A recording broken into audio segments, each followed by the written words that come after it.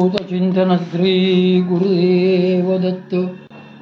काल आपण दिव्य देहाचा प्रत्यय याच्यापर्यंत आलो होतो. दिव्य देहाचा प्रत्यय जो संती बसविला ठावो, यात दिव्य देहाचा प्रत्यय कसा येतो ते सांगितले. स्थूल देहाच्या आत लिंग देह असतो. तो लिंग देह सूक्ष्म असतो. तो कुठेही जाऊ येऊ शकतो. पण जोपर्यंत आपले तादात्म्य स्थूल देहाशी असते तोपर्यंत तो सूक्ष्म देह वापरता येत नाही. सिद्धांना मात्र लिंग देह वापरण्याची युक्ती गवसलेली असते, अथवा ते विशिष्ट साधनेने आपला स्थूल देह व सूक्ष्म देह एकमेकात मिसळून टाकतात. त्या प्रक्रियेला वज्रदेहीकरण असे म्हणतात. मग तो वज्रदेह कुठेही कसाही प्रगट होऊ शकतो, कोठेही राहू शकतो. त्याला स्थूल देहासारख्या भौतिक मर्यादा नसतात. असा वज्रदेह सिद्धांपाशी असतो. म्हणूनच त्यांना कुणाच्या सोबतीची गरज नसते. भगवत भक्त महासिद्धांपाशी भगवत कृपेने दिव्य देह असतो. प्रसंगी त्याला वज्रदेह असेही म्हटले जाते. पण त्या दिव्य देहात सिद्धांच्या वज्रदेहापेक्षा अधिक सामर्थ्य असते. परमपूज्य सद्गुरू श्री मामांचा देह हा असाच दिव्य देह होता. परमपूज्य श्री मामा एकदा मुंबईला गेलेले असताना त्यांच्या बाबतीत एक अद्भुत प्रसंग घडला. मुंबईत ते नेहमीप्रमाणे एका साधकाच्या घरी मुक्कामाला होते. मुंबईतील कार्यक्रम आटोपल्यानंतर परमपूज्य श्री मामा पुण्याला परत जाण्यास म्हणून निघाले. त्यावेळी त्यांच्या प्रेमापोटी त्या घरच्या लोकांनी त्यांना खूपच आग्रह केला की आपण अजून काही दिवस तरी येथेच राहावे. परमपूज्य श्री मामाने त्यांना नाना प्रकारे समजावून सांगितले की अरे मला जायलाच हवे, कारण मला पुण्याला एक महत्त्वाची मीटिंग आहे. पण ते लोक काही केल्या ऐकेनात. कर म्हणजे मामा पुण्याला जाऊ नयेत म्हणून त्यांनी हट्टाने ते ज्या खोलीत उतरले होते त्या खोलीलाच बाहेरून कडी लावून घेतली. सामानासकट मामा आत आणि यांनी खोलीला बाहेरून कडी लावली. त्यानंतर काही मिनिटांनी त्या गृहस्थांच्या घरचा फोन वाजला. फोनवर पुण्याहून माऊलीतून नारायण बोलत होता. तो म्हणाला, परमपूज्य श्री मामा आत्ताच माऊलीत पोहोचले आहेत. त्यांचा असा निरोप आहे की तुमच्या सवडीने त्यांचे सामान पुण्याला पाठवून द्यावे.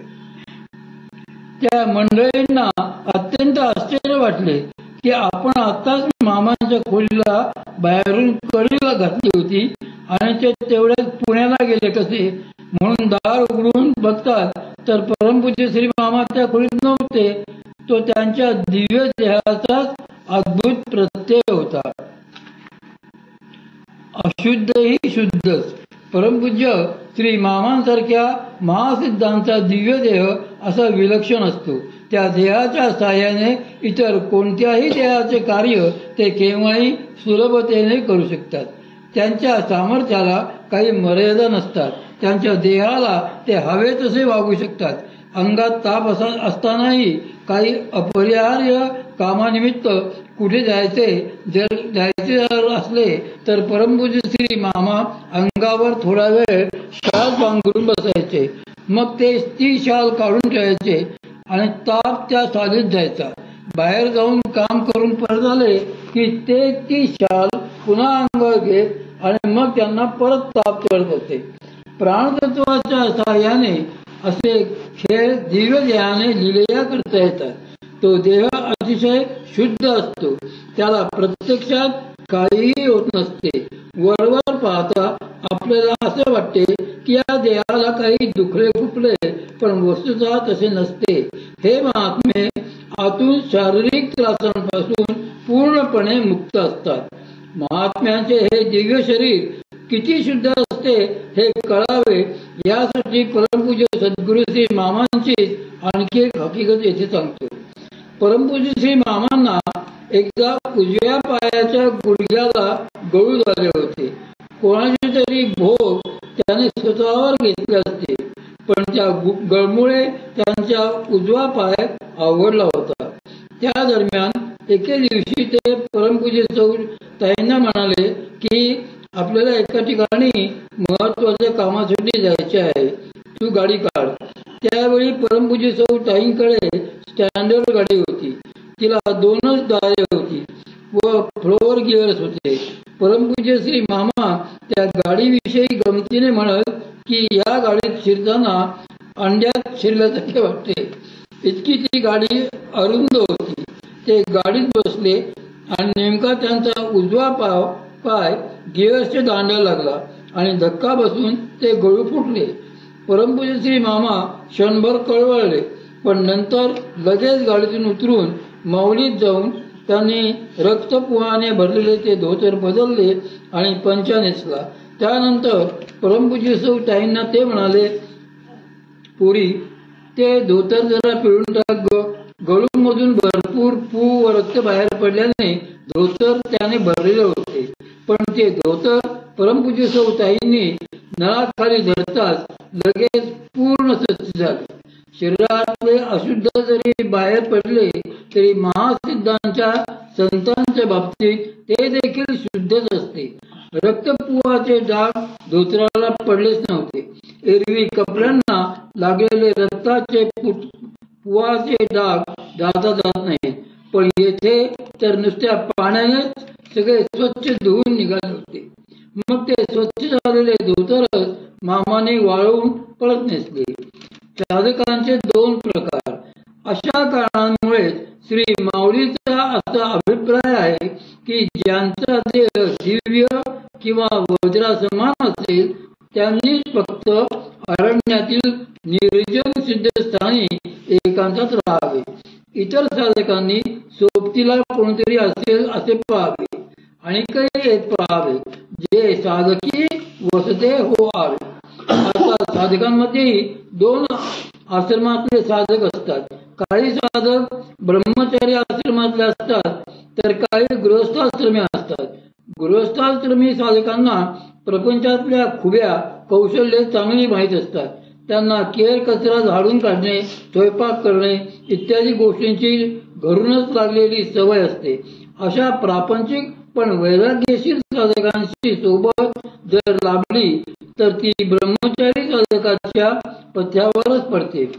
साधनास्थानाच्या आजूबाजूला कुठे जर लोकवस्ती असेल तर तेथून प्रसंगी सिद्धस्थानी दर्शनाला वगैरे येणाऱ्या सामान्य माणसांची अशी प्रवृत्ती असते की सिद्धस्थानी राहणारे साधक जर ब्रह्मचर्याश्रमी असतील तर त्यांच्यापासून ते 2 हात दूरच राहतात. पण हे जर का तेथे गृहस्थाश्रमी साधक असतील तर ते त्यांना जवळचे वाटतात. म्हणून जर असे कोणी सत्प्रवृत्त गृहस्थाश्रमी साधक ब्रह्मचारी साधकाच्या साह्याला सोबतीला असतील तर अशा ठिकाणी राहणेही सोपे जाते. एकत्र राहण्याची कारणे. यातला आणखी एक भाग महत्वाचा आहे. पूर्वीच्या काळी अशा निगूढ स्थानांवर तपश्चर्येसाठी ज्यावेळी राहावे लागत असे त्यावेळी एकतर आजूबाजूला हिंस्र प्राणी तरी वावरत किंवा चोर दरोडेखोर वगैरे मंडळींचे अड्डे तरी असतात. साधकांजवळ धन दौलत नसली तरी त्या दुष्ट लोकांचे काही सांगता येत नसे. प्रसंगी साधकाच्या जीवाला धोकाही संभवू शके. साधनास्थानी चुकून येणाऱ्या वेगवेगळ्या हिंस्र प्राण्यांपासून रक्षण होणेही आवश्यक असते. सिद्धांचे सामर्थ्य असे असते की ते प्राण्यांना दूर जायला सांगतात किंवा प्राणी त्यांच्या इच्छेविरुद्ध त्यांच्या आजूबाजूला फिरकत नाहीत. कोणतेही प्राणी पक्षी जीव समोर आले तरी ते त्यांच्या कय्यात राहतात. पण साधकांपाशी तसे काही सामर्थ्य नसते. म्हणूनच त्यांनी समूहाने वस्ती करून राहणे आवश्यक असते. साधनेच्या काळात एकमेकांचे संरक्षण करणे हेही महत्वाचे असते. सिद्धस्थानी काही साधकांनी एकत्र राहण्याचे आणखी एक कारण असे सांगितले आहे की एकमेकांच्या सानिध्याने परमार्थाची गोडी वाढू लागते. विषयी लोक एकमेकांच्या सानिध्याने आणखी विषयी बनतात. एकाने सुपारी काढली तर दुसरा तंबाखू काढतो. या प्रकारे त्यांचे भोगसूत्र वाढत जाते. पण साधकांच्या बाबतीत असे होणे अपेक्षित असते की एकमेकांच्या सानिध्याने एकमेकांची साधना वाढली पाहिजे. दोन खरे विद्यार्थी असतील तर एकमेकांच्या शेजारी अभ्यासाला बसल्याने दोघांचाही फायदा होतो. एकाला जे समजले असेल ते तो दुसऱ्याला समजून सांगतो. अशा रीतीने दोघांचाही अभ्यास व्यवस्थित होतो. सामुदायिक साधनेचे तत्व. साधकांच्या बाबतीतही हे सूत्र गृहीत धरलेले असते. अभ्यासू साधक जर असतील तर त्यांना एकमेकांच्या सहाय्याने परमार्थात पुढे जाता येते. आपल्याकडील सामुदायिक साधनेचेही हे तत्व आहे. काही साधकांच्या त्यांच्या कर्मामुळे साधनेतील प्रगतीत अडथळे आलेले असतात. इतर साधकांबरोबर साधनेला बसल्यामुळे त्यांच्या साधनेतील ते अडथळे दूर होऊन त्यांची प्रगती होते. त्या साधकांना इतर साधकांच्या संगतीने आपोआप तो लाभ होतो. म्हणूनच आपल्याकडे सामुदायिक साधनेची आवश्यकता सांगितलेली आहे. त्याचप्रमाणे सिद्धस्थानामध्येही अनुभवी साधक सोबतीला असणे गरजेचे असते. ज्या साधकांना परमार्थ मार्गात चांगले अनुभव आलेले असतात त्यांचे ते अनुभव कळावेत म्हणून त्यांचे मार्गदर्शन मिळावे म्हणून तसे साधक इतरांच्या सान्निध्यात आले पाहिजे. एरवी आजूबाजूला असे कोणी अनुभवी साधक नसताना, शास्त्रग्रंथांचे काही अध्ययन झालेले नसताना नवीन साधकांना त्यांच्या साधनेतील अडचणींविषयी कळण्याची काही सोयच उरणार नाही. त्यामुळे नवीन साधकाला जरी काही अनुभव आला तरी त्याला असे वाटू शकेल की हा भ्रम तर नाही ना, आपल्याला जे दिसते आहे ते खरे आहे की खोटे आहे, अशा नाना प्रकारच्या शंका कुशंका मग त्याच्या मनात येत राहतील. पण सोबतीला जर का कोणी अनुभवी साधक असेल तर तो मात्र त्याला त्या संदर्भात योग्य ते मार्गदर्शन करू शकेल. हिमालयातील साधूंचा अनुभव. हिमालयात वेगवेगळ्या गुंफांमध्ये अनेक साधू तपश्चर्या करीत असतात. अशाच एका गुंफेत दोन साधक आपल्या सद्गुरूंचे आशीर्वाद घेऊन तपश्चर्या करीत होते. तपश्चर्या करीत असताना त्यांच्यातील एकाला त्याच्या पूर्वकर्माच्या अनुकूलतेमुळे लवकर अनुभव आले. दुसऱ्याला मात्र हळूहळू अनुभव येत होते. पुढे काही वर्षांनी ज्याला अनुभव लवकर आले तो प्रसिद्धीला येऊन त्याने आपले आत्मचरित्र लिहिले. त्यात एके ठिकाणी त्याने असे लिहिले आहे की ते दोघे एकदा ध्यानाला बसले असताना त्यांच्या बाजूला बसलेला तो दुसरा साधक अचानक ओरडू लागला की जळलो, मेलो, वाचवा.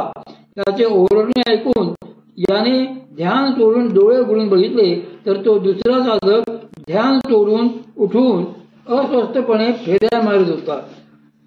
ते बघून याने विचारले की काय रे, काय झाले? तेव्हा तो म्हणाला, मला ध्यानातच असे दिसले की मी साधनेला बसलेलो आहे आणि माझ्या सगळ्या बाजूंनी गोलाकार अग्नीच्या ज्वाळा भडकलेल्या आहेत. त्या प्रखर उष्णतेने माझ्या अंगाचा खरोखरीच दाह होऊ लागला. म्हणून मी ओरडत उठलो, आता यापुढे मी काही साधना करणार नाही. मी गुरुजींना सांगणार आहे की मी जर साधनेत असा पेटलो आणि जळून गेलो तर त्या साधनेला काय अर्थ आहे? मी निघालो. त्यावर याने त्याला शांत करीत समजावून सांगितले की अरे, माझ्याही बाबतीत असेच झाले होते. हा आपल्या शरीरातील वासना देहाच्या ज्वलनाचा अनुभव असतो. आतून ती शक्ती जेव्हा वासना जाळायला लागते तेव्हा या ना त्या पद्धतीने ती त्याचा अनुभव देत असते. म्हणून अशा अनुभवांना भिण्याचे काहीच कारण नाही.